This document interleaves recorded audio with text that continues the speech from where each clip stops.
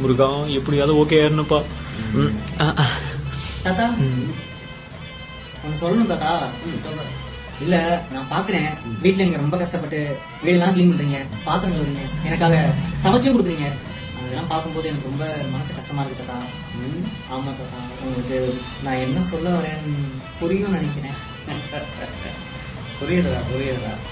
நான் எவ்வளவு கஷ்டப்படுறது உனக்கு கஷ்டமா இருக்குல்ல? ரொம்ப கஷ்டமா இருக்கு தாத்தா. அதுக்குதான் நான் காலையிலே ஒரு ஏற்பாடு விட்டு பண்ணி வச்சிட்டேன். ஏற்பாடா? என்ன தாத்தா இது? இந்த பொண்ணுங்க போட்டோ எல்லாம் பாரு. எனக்கு அதெல்லாம் பாருலாம் முதல்ல. தாத்தா என்ன இதெல்லாம் கேள்வி போட்டோ கொண்டு காமிக்கிறீங்க? எனக்கு கல்யாணமே வேணாம்.